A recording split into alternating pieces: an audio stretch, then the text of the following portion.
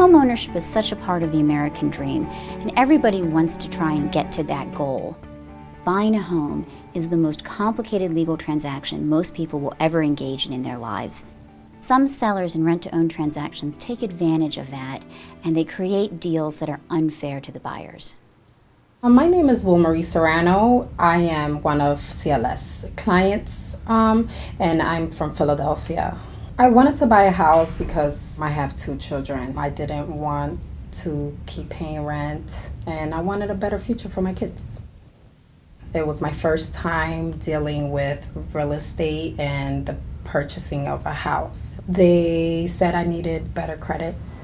I had a friend who had spoke to me about this rent-to-own thing, and I wanted to see, and I wanted to try it out because she had already done it, and I thought it was awesome. They made it seem really easy and really inviting.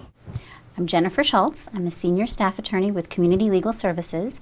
I'm in the Homeownership and Consumer Rights unit there, and I have a focus in dealing with homeownership issues as well as consumer rights issues, and I do a lot of work with rent-to-own agreements.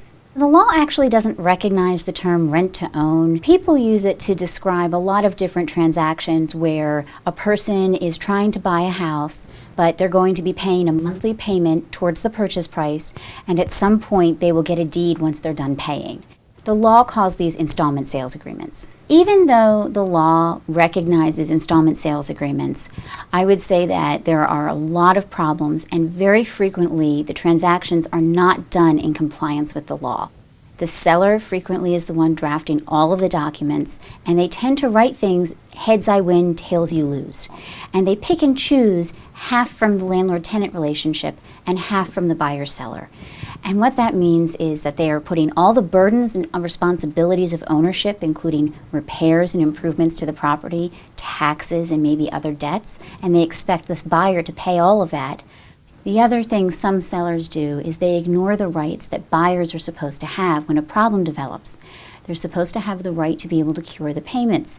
So if they miss a few, as long as they can get back on track in a timely fashion, it's not supposed to cancel the deal. Sellers are also supposed to give people specific legal notices, and those are very frequently ignored in the process of removing someone from the property. They're also supposed to give people access to the Rescue Fund program through the state, the Homeowners Emergency Mortgage Assistance Program. It's very rare that buyers are informed about their right to access that program. There's also a legal process for canceling these contracts called ejectment, but that is very typically skipped, and instead sellers will go to landlord-tenant court, which is a shorter time frame and with fewer rights. It may often fall upon the buyer to show a history of payment that could go back several years or maybe even decades, and it can be difficult for people to maintain their records effectively enough to address all of those disputes.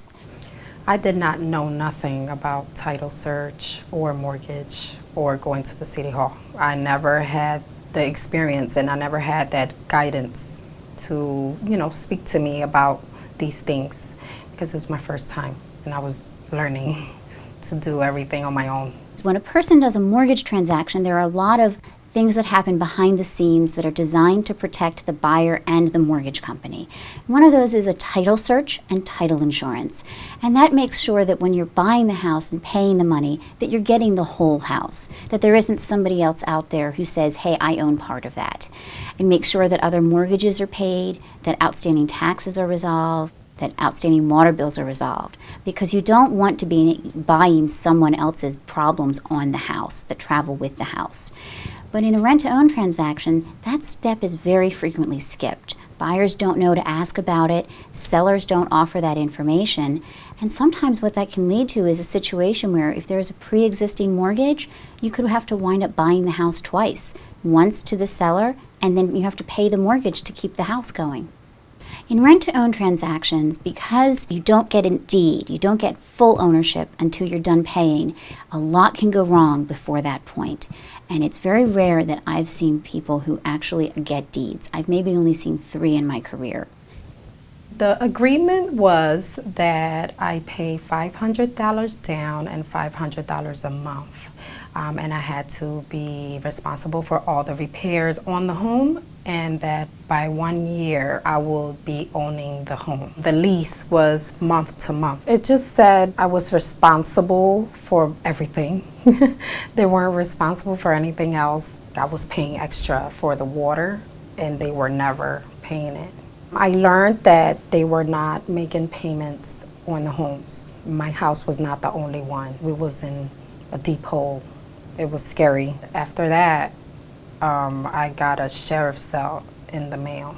I read it and I knew what it meant, but I wasn't sure what was happening. After that, I started telling them, why am I getting these papers? But I never got a response. The only thing that worried me was my kids, because, you know, it was our home that we was already comfortable in, and we were making it beautiful for us. And to think that in 2 months or 3 months or 4 months, we were not going to be there anymore. And the house was not going to be ours at all. And that I will never own a home. After that, I got mail from CLS, and that was Jennifer Schultz. I did reach out to Will Marie. She was engaging with a seller who was doing the same transaction over and over. And we identified a large group of houses that were involved with these foreclosures, and we sent outreach letters to all of the people in those properties, inviting them to come speak with us. We ultimately made contact with about 150 people out of the 300 properties. Many were vacant by that point. I think some people got scared and left when they saw sheriff's sale notices. If someone is in a rent-to-own agreement, I would say the first thing is don't panic. I know we've spent a lot of time talking about the perils of these transactions, but if things are on track, keep them on track. Don't just stop making payments until you've consulted with an attorney. And that would be the next step. I'd say anybody who has a rent-to-own agreement really needs to run it by an attorney. And here at CLS and also at our sister organization, Philadelphia Legal Assistance, and we have the Save Your Home Philly hotline here in Philadelphia, any one of those avenues can get people to contact with an attorney for free to look over their papers and understand what's really going on. And then they can make informed decisions about how to move forward. Right now, I am rent to own. It's almost the same thing, but the legal way. You know, I sign papers. Jennifer has my back on everything. I'm fixing everything on my own, and it's just everything is written in paper. That's the most important thing. I will own my home about 2019. That's going to be my deadline. I have to have everything by then, and the house will be mine. I hope to have this home and have it beautiful for my kids so they can have somewhere to live and somewhere to be in and comfortable, and everything will be good.